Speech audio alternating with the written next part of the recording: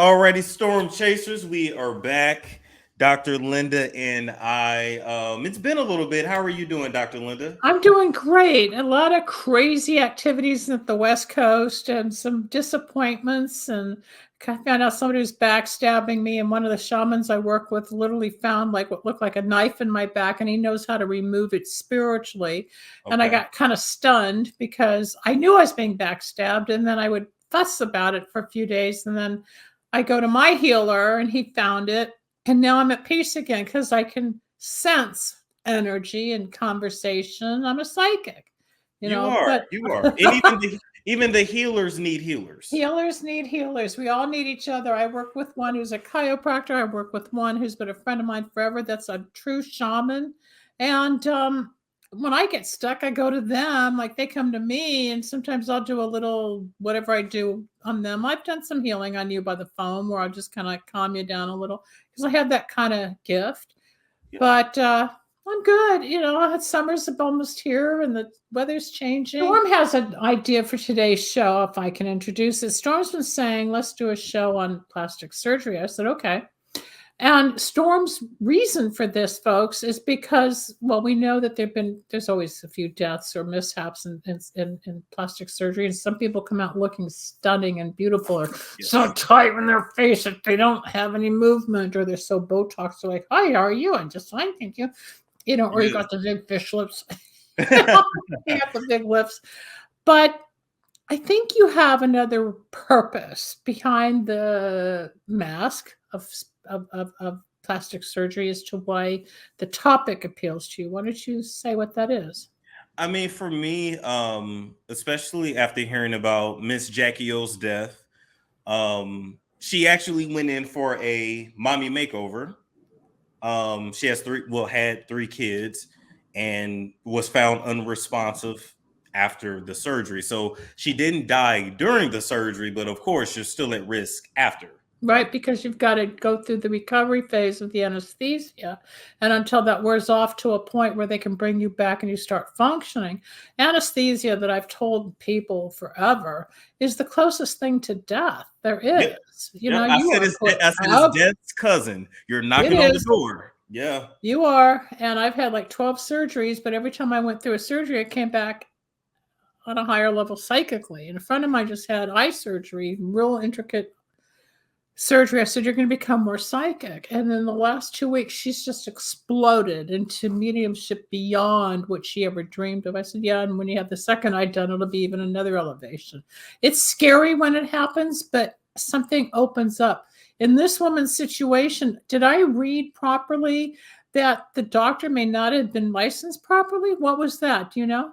From what I saw, he may not have been board certified. So this is what people don't understand. Yeah, in certain states, you don't have to be a board certified surgeon to do plastic surgery. So I can be a dermatologist, but I can, in some states, still do plastic surgery. I can be a dentist and still do plastic surgery in certain states. And so you really have to do your research. And so I had also heard that particular doctor, and I have to say allegedly, that he was paying for the reviews. So the reviews were fake, allegedly. Oh my, well, yeah, I understand that. But look at her. Does she look like she needed anything done? No, she didn't. But you don't know what's going on between her ears. None of us, even though you can have the boobs and the waistline and the hips and all that and still be miserable. The Kardashians, each and every one, have had everything from their face to their knees done. But they look gorgeous. They do. They look like made over people when you look at their original shots of what they were like pre-it. But the doctors do a great job. They're not going to go to a doctor. It's going to mess them up.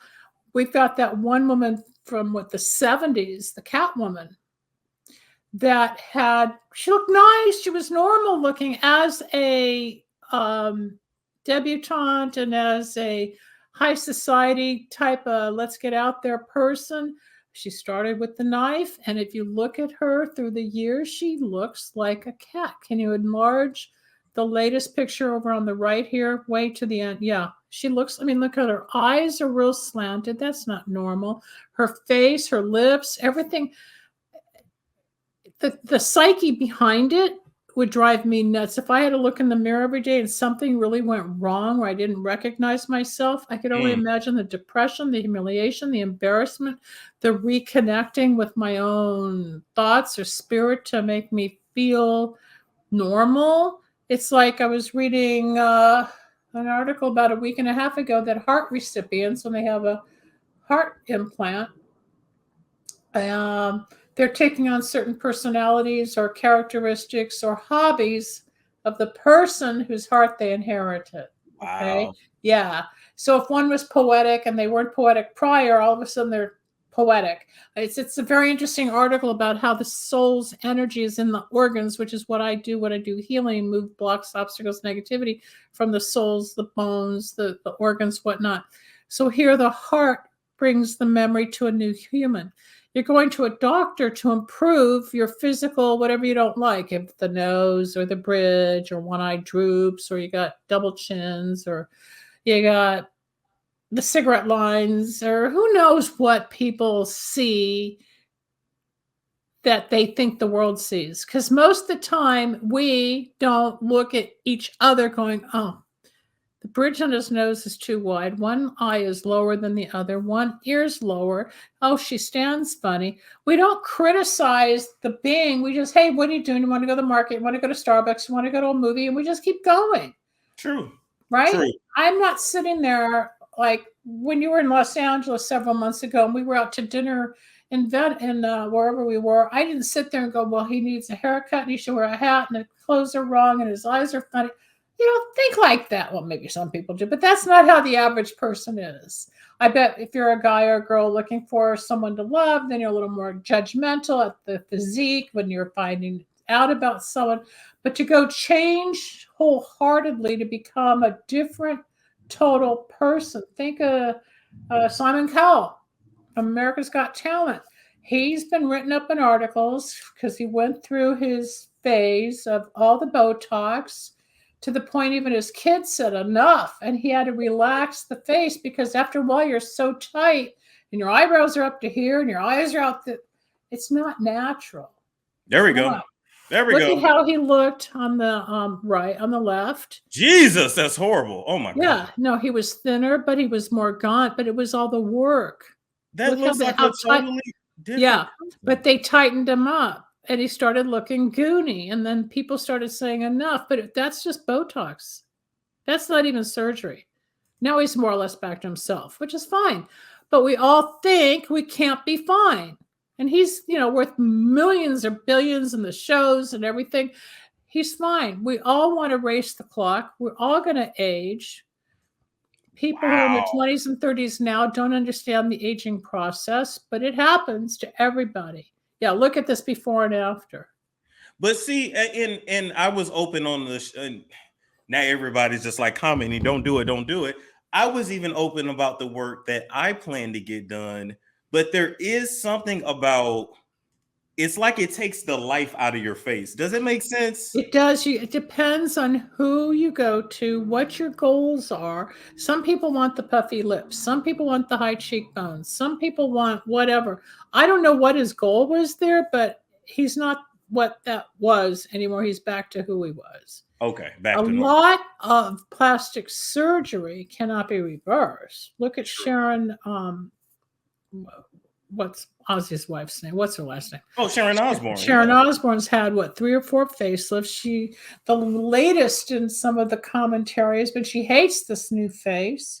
She also did the Wachovia, so she lost a ton of weight, even though she had diarrhea and was throwing up all the time and being nauseous. But you got to pay the price to look a certain way. I don't know that I want to be nauseous and have the runs on a daily basis, taking a shot so I can be thin. Yes, I'd love to be thin again. And I do my best trying to eat right and maintain a normal body. I could be 50 pounds heavier, but I'd like to be 20 pounds thinner. Who doesn't? But I'm not willing to risk my life. It's not worth it. Sure, let's go get a tummy tuck. Do you know how painful that thing is? And it takes 2 months to heal and you can't move because all your muscles have been stretched and tightened. Like that. Yeah. Yeah, but I mean, once you're on the other side of the healing, the body's beautiful, but you got to pay the price. They're cutting you open. They are slicing out your gut. It hurts. It hurts. But who else? Like Meg Ryan, they showed her not too long ago, and you can see the work she's had done. She's still cute, but she doesn't have that same what was it, the 90s. She just doesn't have that same When's the Harry Met Sally look. She's got a different, more matronly look. Who else? I mean, most people, Michelle Pfeiffer had a great facelift, but when you really look at her, you can see her before and after. And I believe she really looked better before, but I understand everybody needs to nip and tuck as the aging process takes over, especially if you're in the limelight, you want to look your best. But your question was what happens psychologically and spiritually? Yes. Because well, first off, I have friends of many different spiritual backgrounds, and Yes, I will say my spiritual, well, I don't know if I'm considered one of you guys now at this point, but yeah, you're part of the clan. Okay. You guys are also interesting because everybody is like, we all have a different mine is the best. No, mine is the best. It's funny. Like if I put you guys in a room with cameras, that would be an interesting show. It would just be like the battle of the witches. Yeah. But no, I always wonder. No, I was always told, number one, you should consult the spirits before you do go under the knife for anything. Yep. What's your take? They may not approve or accept, or if you pray, like with me, the way it happened in 2018.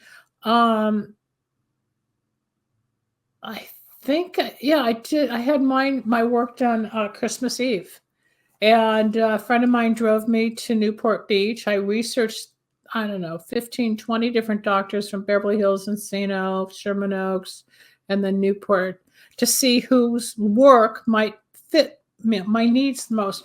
And the doctor I chose, when I looked at all his before and afters, you could hardly tell the people had had work done with the before. You can see it if you saw what you were looking for, but that wasn't so drastic as some doctors where it's like a whole different person, male or female.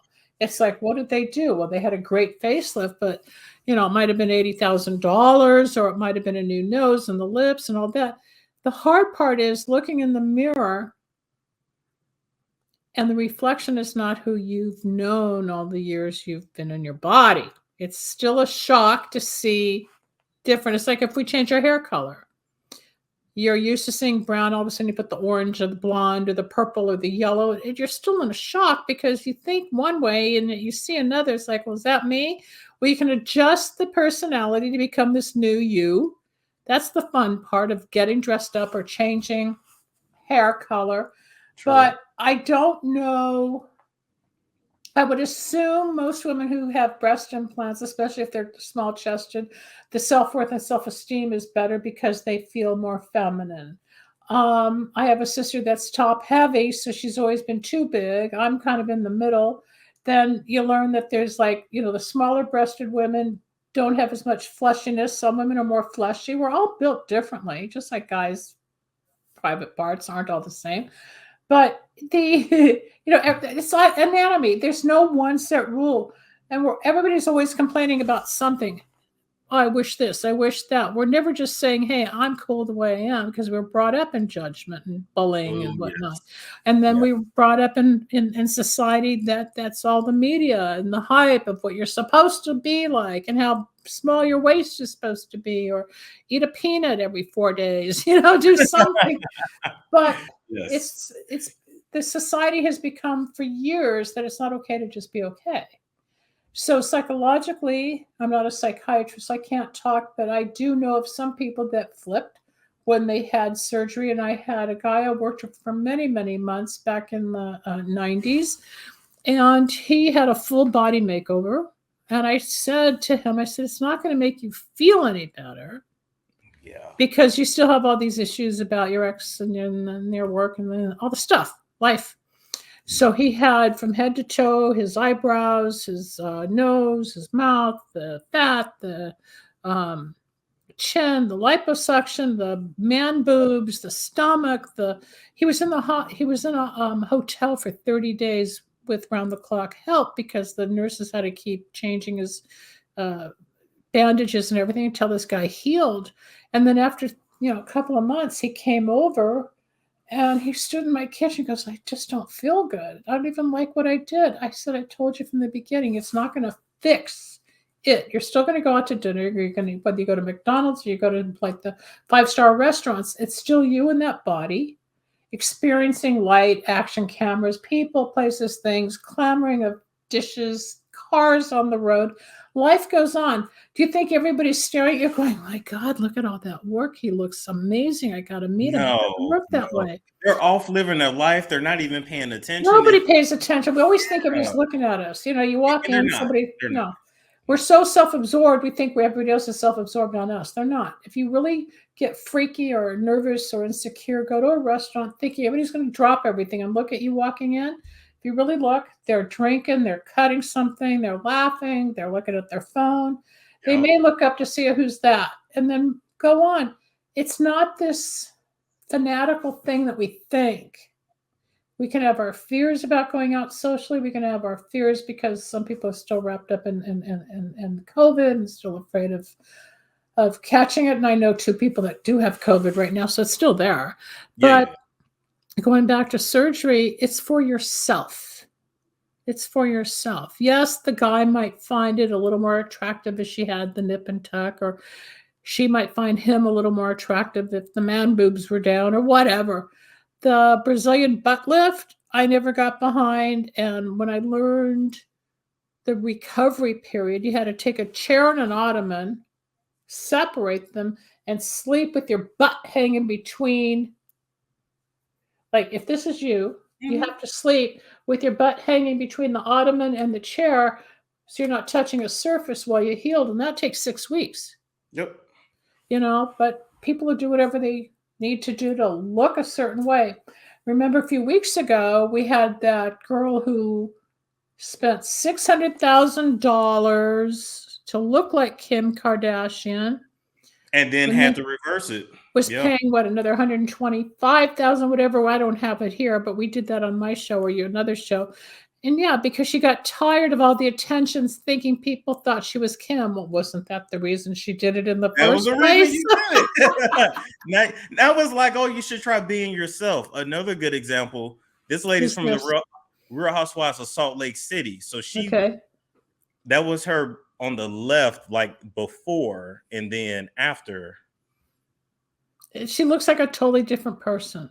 But this is what she did, because she has a church in Salt Lake City, but it's kind of like a cult, and she married a grandfather. It was a whole thing. But it was a whole thing. I missed that one. Okay. Technically, he's her step grandfather, but he used to be with her grandma. It's weird. Anyway, so she went away for 2 years, and she like ran the church over the phone, like on the speakers. And she literally got like her skin bleached, nose, eyes, she came back a whole new 2 years later, whole new individual. And along the way, she developed a new personality. Can you bring up the one down in the corner here where there's like orange on the right and come down to the bottom, right below? Keep coming. Yeah, that one. Open that one up. No, next to it. Come down, come to your left. Okay. Where there's orange and then the white. Yeah, that. Is that her? No, well, that's a cast member on the left, but that's her on the right. She looks weird. Well, because she's had too much work. The lips are like that goony thing, and her eyes aren't moving. The cheeks are too, I guess, maybe with cheek implants. I don't know. I'm not a doctor who knows plastic surgery, but she doesn't look natural. You're not born to look like that. If we go and look at what she looked like prior, like maybe one of these pictures in the middle here, you can see what she used to look like. But she's too tight. It's like if you go down Rodeo Drive or any place in Beverly Hills where all the people walk around who've had surgery, they may be like a size 2, but all their faces look the same. It's like there's 7 or 8 doctors that do the same kind of work. That's the look. And but it's like here, she had life in her face. And she did. Yeah, she was normal. She was average. She was human. She was okay. But then she got under the knife and she looks kind of weird. It's like it took her ethnicity away. Well, the spirit died inside her. You know, there's so many like Playboy bunnies, they all had the surgery. And if you really look at some of the Playboy bunnies, even in Anna Nicole Smith and what she went through, to have her boobs done and then to look more like Marilyn, and you look at her before and after pictures from when she grew up in Texas versus how she ended up before she died of a drug overdose. But the work, some of it was beautiful and some of it was a little too strange. But you look at other people who had plastic surgery and they just don't look pretty. They don't look attractive. They don't look human. They don't. You can tell they had something wrong. I'm trying to find a good picture of her. Let's see. No, that's her daughter. Nope. Anna Nicole Smith was such an interesting individual. Well, she wanted attention and she got it. And it's funny because I was a kid when she was famous and I didn't really get it. But now, like, I get it. She was drugged out of her fucking mind. Constantly. Okay, here we go. Oh, wow. Okay. What? Did I miss that? I was just looking for another picture of somebody. There we go. Yeah, she had her moments. She got real heavy for a while, but look at her lips and look at her eyes. You can see that was work. That wasn't natural from when she was younger. That was plastic surgery. But she was beautiful. She was the quintessential blonde-haired, blue-eyed. Yeah, from the little town in Texas to go become what she became and whatever happened.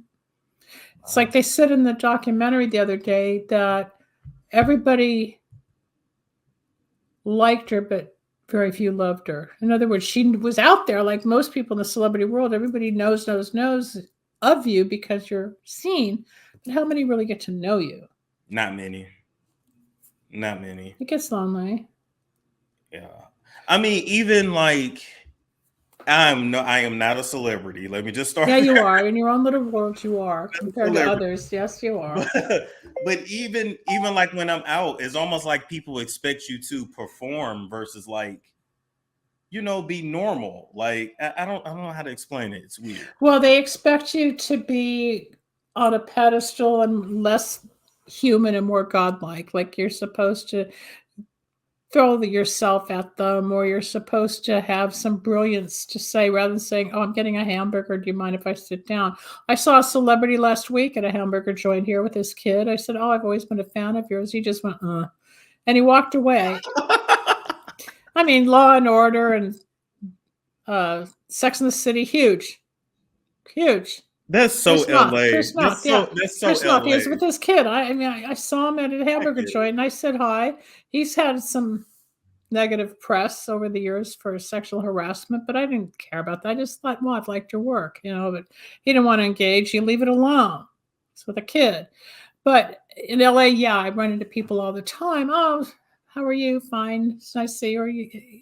The star shock thing isn't as big as it was as a child, I think. Also, the more successful I've become, I know what it's like because I've been in the media and on TV. I still got to go home. I'm not at that big level, but I think also as you become more mature, you become more comfortable within yourself to be out there. I think that has to do with it. But a lot of this plastic surgery takes you from looking really beautiful, and sometimes they goof. And I can't figure out for the life of me how a plastic surgeon, knowing they're putting somebody under, they mark with ink the areas to be done with it, your stomach, your boobs, your back, your arms, your face, whatever, they mark it. How do they screw up? I don't know how they live with themselves, and they have a patient they can't fix, and they have that TV show, to reverse botched with all the botch. I don't know. They don't care. What would you have done if you were to have surgery? What do you want to have done? What don't you like? Oh God, I would do it. Now I was going to say not that I would do a lot, but no, I definitely wanted a rhinoplasty for the longest, and so I researched it. I've been researching it for like 12 years, so like I already know exactly like where I would go, what I would do. I would definitely do the buccal fat because that's like outpatient. Buccal fat right in here. Yeah, that's pretty easy. That's in and out.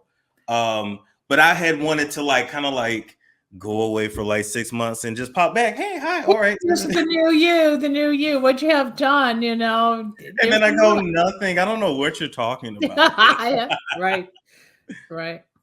It's But you I can don't do know. it. I don't think You might, and there's people that you'd probably be adorable and you'd have a little tinier nose or more of a white nose if you want to get specific. I don't know what you would do.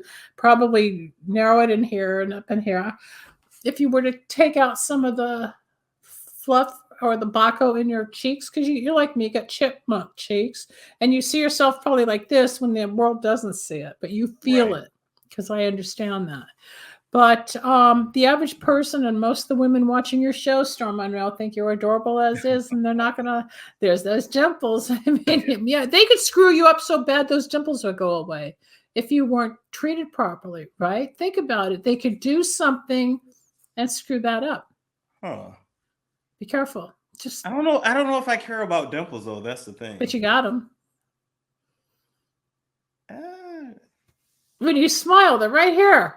Yeah, but I don't know if they disappeared. I wouldn't care. But when you smile, they show. It's cute. Okay. Your smile brightens it up. Smile real big a minute.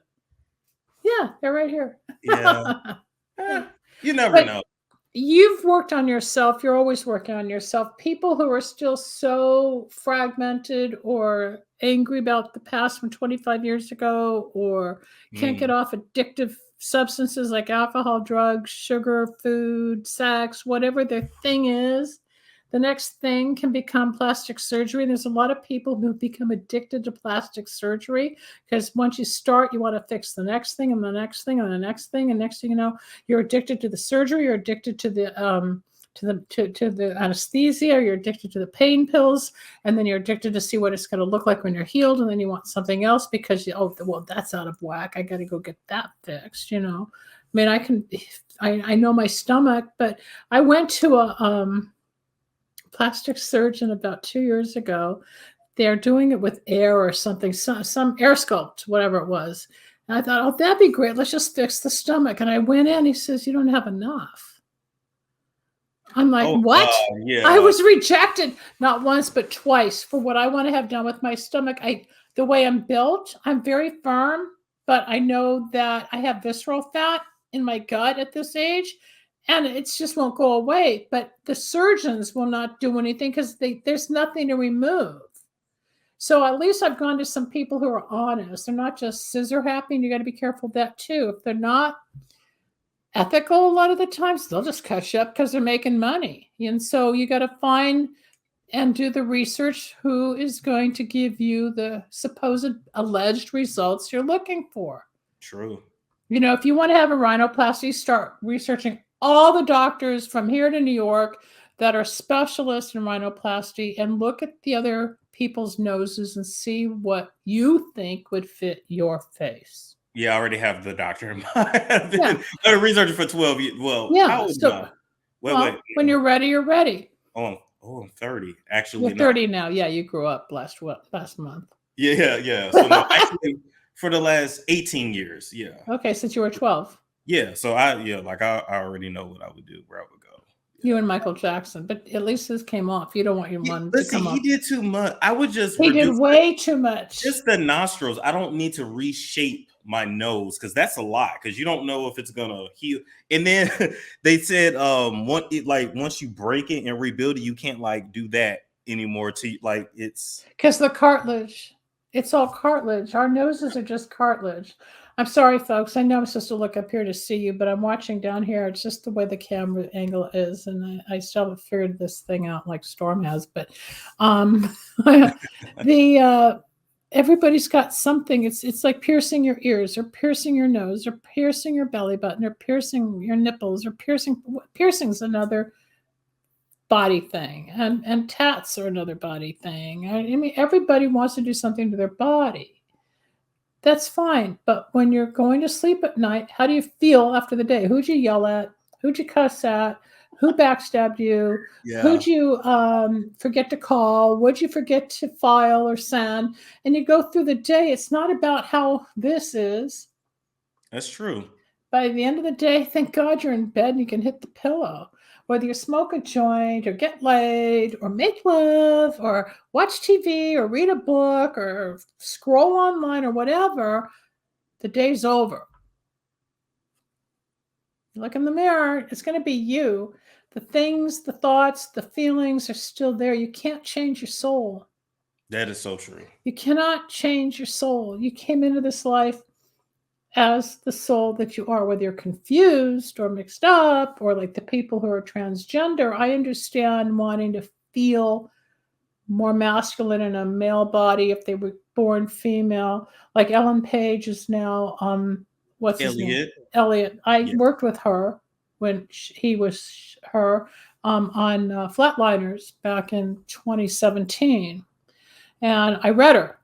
And she asked a couple of questions that I thought were kind of interesting. I can't repeat it. But I've been watching now because her book is out on Pageboy.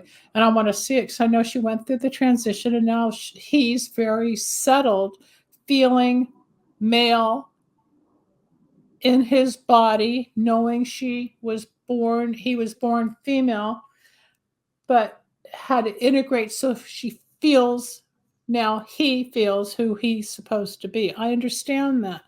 But don't think just because Ellen was talking to me in 2017 and now as Elliot in 2023, this person hasn't gone through shifts of personality, acceptance, hormones, psychiatry. I mean, a lot of change, plus in his marriage and his work.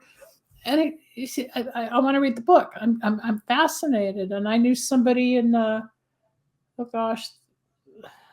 knew a guy named Bruce. He was the first person I knew to transition. It must have been 2004, 2005. It was all new to me. I didn't understand it. But I had met him when he was Bruce in 1989. I had met his wife. We were all friends for a while. And one day he owned a pizza place in Hollywood. And he said, I think I'm a girl. Okay. I'm like, okay. And then he started talking about why he felt that. And should he go to Thailand or go to Beverly Hills and have the surgery? Long story short, he became Catherine. One day I called not knowing because some time had gone by. I said, hi, is Bruce there? Because a woman answered the phone and said, hello. And I said, hi, is Bruce there? And all of a sudden, who's this? I said, Linda. He goes, hi, it's me. Yeah, he dropped his voice and came back. I thought, oh, you did it. It was a little shocking, but he was gorgeous as a male, but he was beautiful as a woman. I mean, the nails and the shoes and the heels and the clothes and and the hair. I thank God I've never had that issue. I've always felt like a boy. I do not want to be a woman. You guys can have that. I'll pass. But to be honest, like, I still go back to say, like, you just have to love yourself. Like, you can change whatever, but if you don't love yourself, it's not going to help. It doesn't. And I had my own little identification crisis as a kid, which I think most of us do. When I was dating in high school, I was more the people pleaser. So if he wanted a certain look or a certain attitude or a certain class, if it was more scientific versus creative, I would do whatever I thought would make him happy. Mm-hmm. And then one day you realize you can't be for them. We try to do it for our parents' approval. We do it for our spousal approval. We do it in our relationships, our friendships. We're always trying to people please, but there comes a point where you got to have the boundary, like, you're there, I'm here. Yes, we have things in common, which is why things braid, which is where we connect. But you're still you, and I'm not monitoring you 24 hours a day any more than you're monitoring me, but we have a similar belief in some areas, and I know 95% of you, even though we talk a lot. I don't, any more than you really know me, but yet we talk a lot. There's a lot of commonality, but most people, it takes forever to really become that intimate, deep, open vessel. But if it's so ugly, and you have all this plastic surgery to look good on the outside, there's sometimes more suffering on the inside. That is true. And I think that's what you're trying to tell your audience, that you got to love yourself. If you're 150 pounds overweight and you really want to lose weight, then get some help. Or if you're addicted, get some help. If you need a new job, get off the couch. Yeah. Burn some candles. Yeah, burning candles. The good luck power and the money success power. Storm is burned with my weeks of wisdom. They work like a prescription for your soul, and things will start happening. But I mean, yeah, I wish I were. Well, I'm 5'8", so I was always the tallest and the biggest girl in class until I think 4th or 5th grade. Somebody came to school taller than me, and I went home, Mom, somebody's taller than me, because it was an insecurity that the boys back then hadn't shot up. So I hovered over everybody. Now I'm out in the world and I'm just watching people. But growing up, it's a different perspective altogether. You got your parents, you got your friends, you got social pressures. I don't know what school would be like today with the computer age. I have no clue, because we socialized. We were in groups. We had our cliques. We had the bullies. We had the surfers. We had the greasers. We had all the different types of classes of people. But we weren't like this all day long, walking around with a phone in our face. Yep. Yep. No, we didn't do that. They didn't exist. Today, there's this thing between us. If you go to a restaurant, and I've gone to some of the top restaurants in Beverly Hills with friends, and you're paying, $175 for a steak or something, and you watch, you think people are looking at you? No, they're looking at their phone. Yes, while they're eating this gorgeous ambiance, right? But everybody's on their phone. So true. Yes. It's sad though. We're losing the human connection, or like, oh my God, even how like everyone needs all this help to be, oh, I need help with my friends and I can't relate to my lover and I can't relate. You just gotta talk. Like people just talk. It's always about communication. Yeah. I got angry at some people because they backstabbed me. I introduced them to somebody, and there was something in it for me that I thought it turned like it took a left turn, and they ended up doing the project where I got bumped. And I'm like, well, that's not really cool. It's not the way you treat people. It could have at least said thank you, or do you mind, or how do you feel? No. So when it comes to communication or the lack thereof, the door shuts. In my world, it doesn't work that way, because there's some devious thing going on. If you can't figure out the guy or the girl you're with, regardless of a same-sex or heterosexual relationship, I don't care what you're doing, it's still about talking it out, talking it through. You're not going to feel like I feel. You're not going to know how I feel till you hear me express it. I may get angry and rageful and then calm down and say, well, I really feel bad because I felt blah, blah. I know guys really listen to women more when we say, oh, Storm, I really feel lonely because you didn't call me tonight, as opposed to say, why the hell didn't you call? Where have you been? Because guys will respond, and girls too. It's how we present ourselves to the other with the demand or the demean or the victim. If we can try to just, I hurt, I'm lonely. I need you. I miss you. I really want to work with you. I don't like the fact that you screwed me. You got to get it out. Otherwise it becomes attack, or you just shut the door. But most people are too afraid of that intimacy until it really happens. And once that beautiful partnership starts and the intimacy comes in and you're blending, it's beautiful and you don't want to leave. If there's healthy relationships, of course there are. It's just that relationships are harder today because of the phone. I don't personally go for online dating. I can go and fantasize about all the people I see. Half of them are old pictures. You go meet them in person, they don't look like the pictures. I didn't want to deal with it. I just live by faith. Like when it's time to meet somebody, they're put in my face, and I deal with it. I like it or don't. Yeah. And I tell people, just go with the flow. You don't need 1,000 podcasts about how to get married. Just go outside. Just go outside. Yeah, go hug a tree. If you read about hugging a tree, it will explain the energy you get from the universe, from the tree into your own body, and how it heals us. I touch a tree and you can feel the energy. It energizes because it's a living thing. It's not just, 50 million podcasts. I'm meeting the right him or her, and we've all got opinions and all that. Everybody has a podcast today. Everybody's got a camera today. Everybody's got a phone today.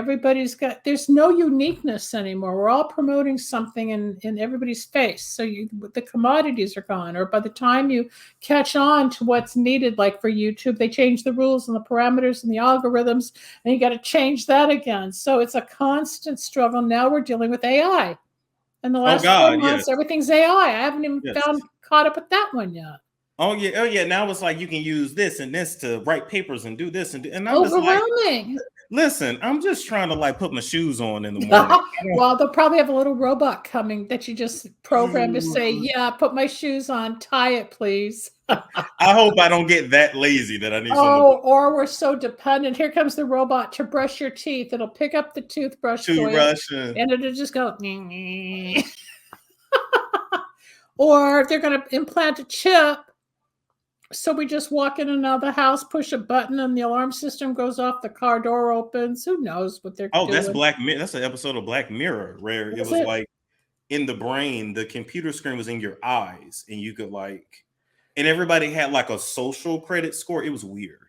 Yeah, but it's coming. If you go online, there are social credit scores. If you think back to the Jetsons from the 60s, they were already projecting, online sports events, online workout, online FaceTime, and that was all cartoons, but we're living it now. So what came first? Is it the idea, or are we living in like a past life in this life, like we already lived it before and it came true again? How does all this happen?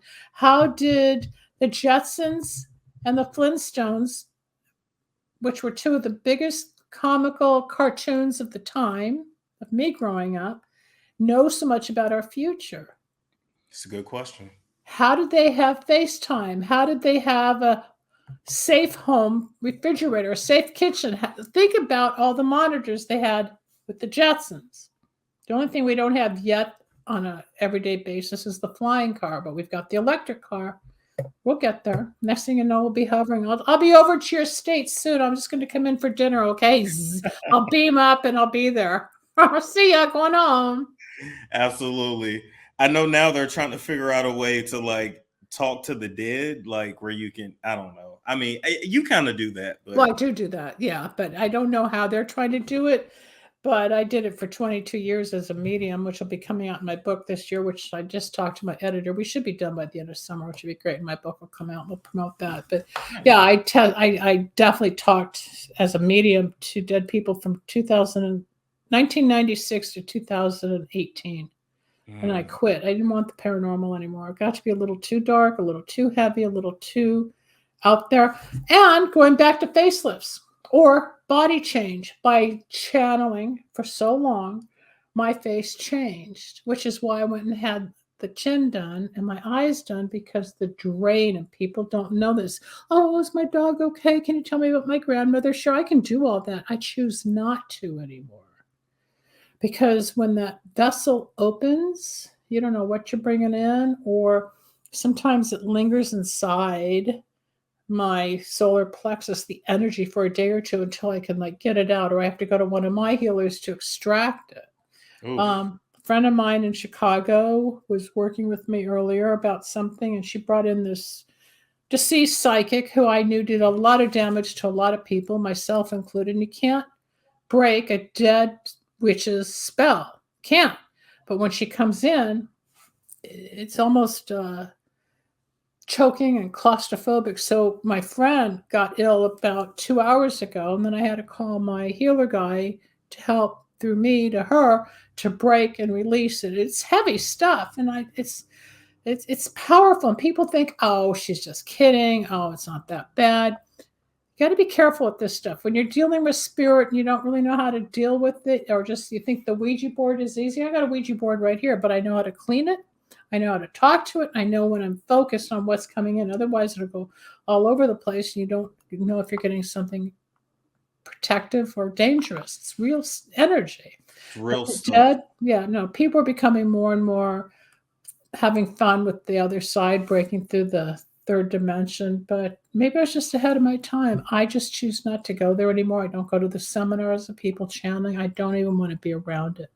I get it. What do you think about the actor Damson Idris that said he channeled Satan to get through a role? I don't know. I read about that. I don't know how true that is. It's like when people say, "Oh, I'm channeling Jesus," or "I channeled John Lennon," or "I channeled Frank Sinatra."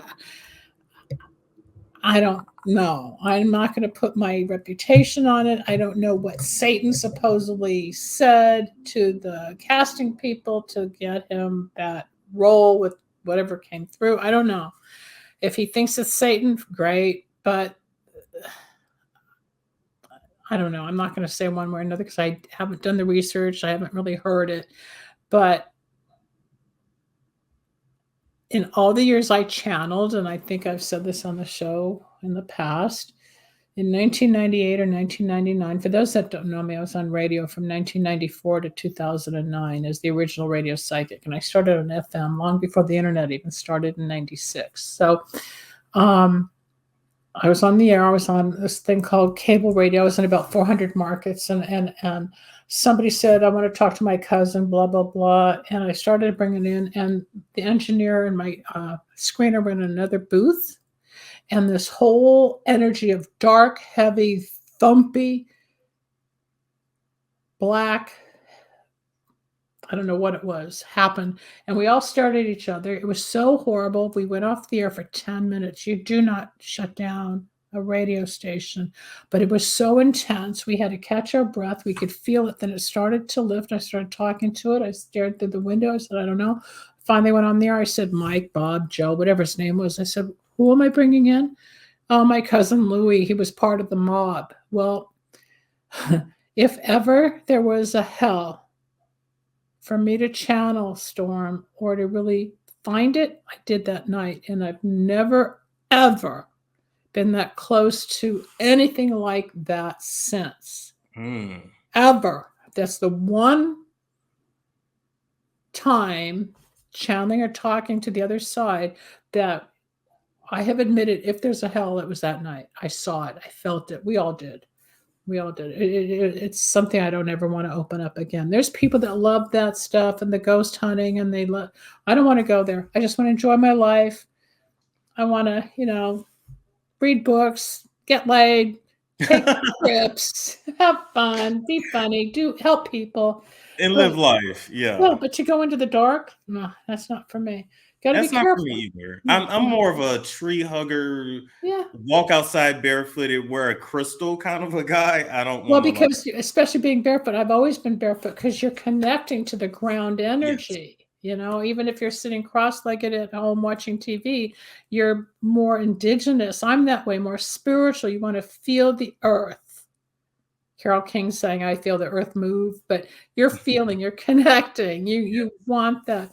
But some people, they don't connect themselves to being on the planet. They're just in a different orbit. That's all I can say. Some are super depressed. Some are super overwhelmed. Some are super ignorant. Some are super smart. Some are the eggheads.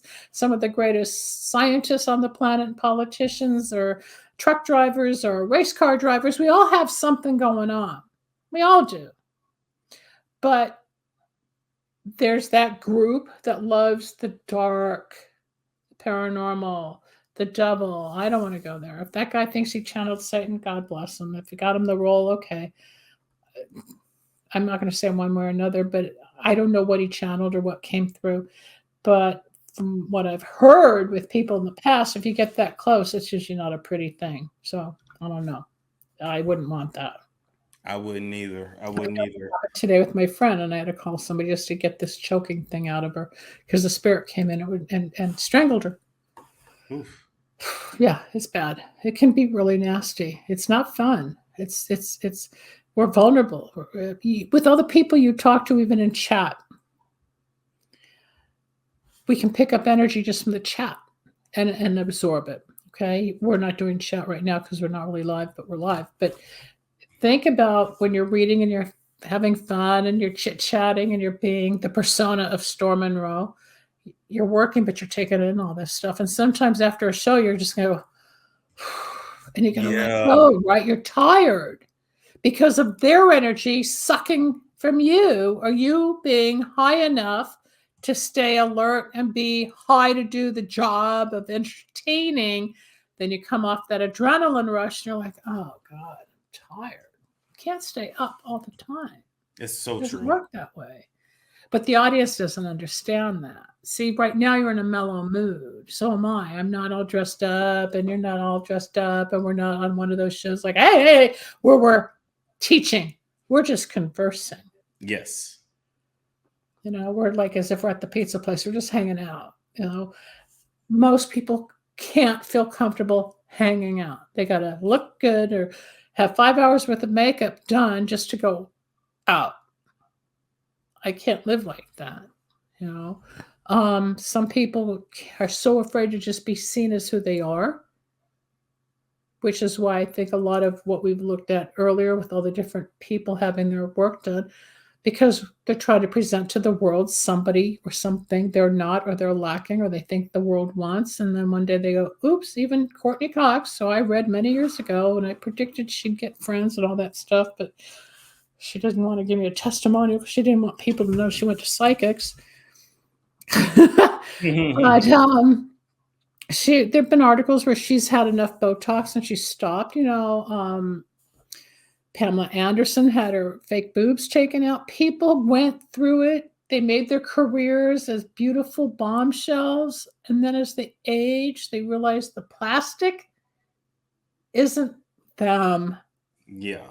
So women, I don't know so much about the men. We'll just use Simon as a great example. He got back to himself. Yeah. I get it. Tell the people where they can find you, Dr. Linda. They can go to lindasalvin.com and my new stations, drlindaradio.com, 24 hours a day. You can hear Storm and me up there. But lindasalvin.com, it's all there for readings, healings, candles, and whatever else, health and wellness products, and of course, all the shows. And where can they find you, Mr. Monroe? They can find me on YouTube. YouTube, Instagram, TikTok. I'm somewhere. Yeah, you're everywhere. So we just did another soul connection, but this is really about what goes on in the inside. The outside helps because we all are attracted to each other. But when you're goony looking, not deformed by birth, that's a whole nother topic. Whole nother issue, yeah. When you get a whole nother realm, sometimes it's intimidating to see somebody so perfectly sculptured. It's intimidating. Wow, they're so beautiful. Wow. But you don't know what goes on inside. And then when I see somebody so perfect, I have to think what's really happening here. True. And that's where the reality check comes. lindasalvin.com, Storm Monroe on YouTube. We'll be back in probably another week and do another topic. Or if you guys have topics for us, send us an email and say you want us to chit chat about whatever, money, health, love. Yeah, we can do something. It's a Storm Show. Ay, it's a Storm Show.